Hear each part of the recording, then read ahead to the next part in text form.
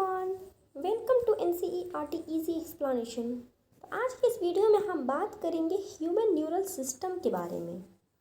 ये हमारी आज सेकंड वीडियो है neural control and coordination chapter का। तो देखो बच्चों, अगर आप मेरे चैनल पर पहले नए हो तो आप चैनल को सब्सक्राइब कर लो, बेल आइकन दबाना नहीं भूलना है ताकि आने वाली वीडियो का अपडेट सबसे पहले आपके पास आए। तो चलो वीडियो स्टार्ट करते हैं। देखो बच्चों, जो ह्यूमन न्यूरल सिस्टम होता है बेसिकली वो दो भाग में डिवाइडेड है। एक होता है पीएनएस, दूसरा होता है सीएनएस। पीएनएस और CNS, this is CNS, this is PNS. क्या मतलब हुआ? एक है सेंट्रल न्यूरल सिस्टम, दूसरा है पेरिफेरल न्यूरल सिस्टम। अब एक एक करके दोनों को डिस्कस करते हैं। तो देखो बच्चों, जो सीएनएस होता है उसके अंदर दो चीज़ें आती हैं, ब्रेन और स्पाइनल कॉर्ड। तुम ऐसे भी सोचो, ब्रेन हमारे बॉडी के बिल्कुल सेंटर में है, मिड लाइन में पड़ता है ना, ऊपर में। स्पाइनल कॉर्ड है वो भी सेंटर में आता है। तो सीएनएस सेंटर में हुआ ना, सेंट्रल नर्वस सिस्टम, याद हो गया।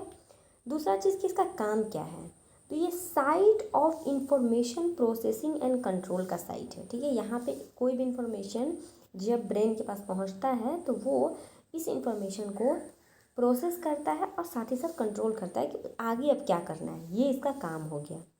दूसरा चीज़ है पीएनएस का। तो पीएनएस में क्या क्या चीज़ें आती हैं, तो बेसिकली जो पीएनएस होता है उसके अंदर all the nerve of the body, हमारे बॉडी के अंदर जितने भी नर्व होते हैं वो सारे के सारे पीएनएस के अंदर आते हैं, जो एसोसिएट करता है सीएनएस के साथ। यानी कि जितने भी बॉडी में हमारे नर्व हैं वो सब के सब पीएनएस में आते हैं और वो सीएनएस के साथ एसोसिएशन बनाते हैं। ठीक है, पीएनएस के अंदर बेसिकली दो नर्व आते हैं। देखो, एक होता है एफरेंट, दूसरा होता है इफरेंट। अब ये समझना होगा कि एफरेंट नर्व किसको बोलते हैं और इफरेंट किसको बोलते हैं। तो देखो बच्चों, जो एफरेंट नर्व फाइबर होता है उसका सिंपल कॉन्सेप्ट ये है कि कोई भी ऑर्गन, फॉर एग्जांपल ये अगर हमारा कोई टिश्यू है, यहाँ पे तुमको चोट लग गई, तुम्हारा हाथ है, हाथ के टिश्यू में तुमको चोट लगा, यहाँ से इंफॉर्मेशन ले करके तुम्हारे, ये हमारा ब्रेन है, ब्रेन के पास गया। तो ये वाला जो नर्व ले करके गया, ये जो फर्स्ट नर्व मैंने लिखा है, ये हमारा एफरेंट नर्व है। एफरेंट नर्व का सिंपल काम ये होता है कि अदर टिश्यू से ब्रेन के पास, यानी कि सीएनएस के पास इंफॉर्मेशन जो जो लेके जाएगा, इसी को हम लोग एफरेंट बोलेंगे। और इसका उल्टा इफरेंट होता है। अब तुम समझ गए होगे, बताने की तो ज़रूरत है नहीं, लेकिन फिर भी देख लो। ब्रेन से, अब जाहिर सी बात है, तुमको चोट लगा था तो तुम्हारे हाथ के नर्व ने तुम्हारे ब्रेन के पास सिग्नल भेजा कि देखो भैया हमारे हाथ में चोट लग गई है। तो अब ब्रेन वहाँ से तुमको कमांड देगा, तो एक दूसरा नर्व इस इन्फॉर्मेशन को ले करके तुम्हारे इस टिश्यू तक आएगा, यहाँ तक आएगा। तो ये वाला जो येलो कलर का जो नर्व है, इसी को हम लोग इफरेंट नर्व बोलते हैं। यानी कि सीएनएस से जो इन्फॉर्मेशन बाहर लेके जाए उसको बोलते हैं इफरेंट नर्व। आई होप समझ में आ गया होगा।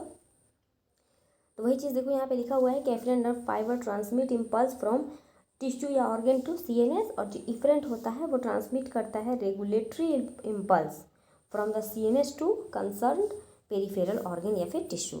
ठीक है, ट्रांसमिट रेगुलेटरी इम्पल्स क्या मतलब हुआ, जाहिर सी बात है, तुमको चोट लगा तो बदले में तुमको रिस्पांस मिला कि वहाँ से तुमको उसके ऊपर दवा वगैरह कुछ लगाना है, तो इम्पल्स आया ना, तो वो हमारा रेगुलेटरी इम्पल्स हो गया। ठीक है, इसके अलावा जो पीएनएस होता है उसका दो डिवीज़न होता है, डिवाइडेड इनटू टू पार्ट। कौन कौन सा? तो जो पीएनएस होता है उसका एक हो जाएगा सोमैटिक और दूसरा हो जाएगा ऑटोनॉमिक नर्वस सिस्टम। क्या मतलब हुआ दोनों का? तो देखो बच्चों, अब एक एक करके दोनों को समझते हैं। Somatic neural system, simply relation इसका है स्केलेटन मसल के साथ। बस इतना ही याद रखो कि सोमैटिक न्यूरल सिस्टम जहाँ भी होगा उसका सीधा रिलेशन स्केलेटन मसल के साथ होगा, और ऑटोनॉमिक नर्व जहाँ भी होगा उसका सीधा रिलेशन, समझ गए ना? हाँ बिल्कुल, तुम लोग तेज़ हो यार, स्मूथ मसल के साथ होगा, या फिर जो भी हमारे इनवॉलेंट्री मसल्स हैं उन सब के साथ इसका रिलेशन होगा। अब तुमसे क्वेश्चन हम पूछ रहे हैं कि तो ये बताओ, हार्ट के पास कौन सा इम्पल्स जाएगा, सोमैटिक या फिर ये ऑटोनॉमिक? ऑफ कोर्स तुमने बता दिया कि ऑटोनॉमिक जाएगा। हार्ट के पास कोई बोन थोड़ी ना है, स्केलेटन मसल मतलब वो थोड़ी ना है, तो वहाँ पे सोमैटिक नर्व होगा ही नहीं, वहाँ पे ऑटोनॉमिक नर्व होगा। तुमको अगर कोई ये बोले कि तुम्हारे पैर के पास कौन सा नर्व होगा, तो ऑफ कोर्स यहाँ पे सोमैटिक नर्व होगा, क्योंकि वहाँ पे इसका स्केलेटल तो है ही, तो वहाँ पे सोमैटिक नर्व होगा। आई होप ये चीज़ें अब तुम लोग कभी नहीं बोलोगे। मैं तुम लोग को फ़नी और जितना हो सकता है लेमैन वाले लैंग्वेज में इसलिए समझाती हूँ ताकि तुम लोगों को चीज़ें समझ में आए। यहाँ पर रट्टूमल नहीं बनना है, तुम लोग को पढ़ना है, सीखना है। तो जब सीखने का सिंपल तरीका बस यही होता है कि जितनी आसानी से तुम चीज़ों को, जितना तुम अपने भाषा में चीज़ों को समझोगे उतनी जल्दी सीखोगे उसको, ठीक है। अगर फिर भी तुम लोग को ये वे पसंद नहीं है तो तुम लोग बोल सकते हो, मैं बस स्ट्रेट फॉरवर्ड समझा के निकल जाऊंगी। लेकिन मुझे लगता है कि समझने के लिए इस तरह का ही लैंग्वेज ज़्यादा बेहतर होता है। तो देखो बच्चों, इसके आगे क्या होता है कि जो पीएनएस होता है उसका दो पार्ट हो गया, सोमैटिक और ऑटोनॉमिक। अब देखो, जो सोमैटिक न्यूरल सिस्टम होता है वो सीएनएस और स्केलेटल मसल के बीच में हो गया, ठीक है। और जो ऑटोनॉमिक नर्व है वही चीज़ लिखा हुआ है कि सीएनएस टू इनवॉलेंट्री ऑर्गन या फिर स्मूथ मसल, क्लियर।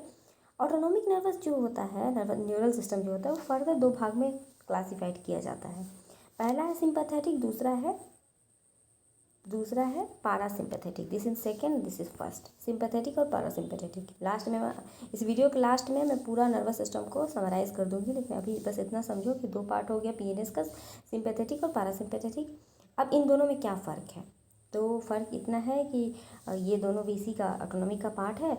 जब भी ज़्यादातर जो सिंपैथेटिक होता है ना वो एक्सेलरेटरी होता है, और जो पारासिम्पैथेटिक होता है वो एक्सेलरेट नहीं करवाता है, नॉर्मल रेट पे रखता है। जैसे कि अगर तुमने सांप देख लिया तो जाहिर सी बात है तुमको भागने के लिए वहाँ से तुम्हारा पूरा का पूरा पैर हाथ सब कुछ एकदम रेडी हो जाएगा, तुम्हारे आँख खुली की खुली रह जाएंगी, रोंगटे तुम्हारे खड़े हो जाएंगे।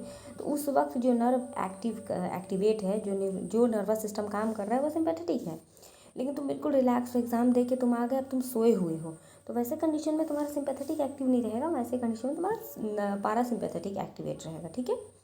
इसके बाद एक और अलग से है कि विसरल न्यूरल सिस्टम। इसका क्या है कि ये भी पेरिफेरल नर्वस सिस्टम का ही पार्ट होता है। इसके अंदर कंप्राइज होता है whole complex of nerve ganglia fibre, जितने भी चीज़ें होती है प्लेक्सी, ये सारी चीज़ें इसी के अंदर आती हैं। दो बात याद रखना, ये पीएनएस का ही पार्ट है, ये सारी चीज़ें इसके अंदर आती हैं।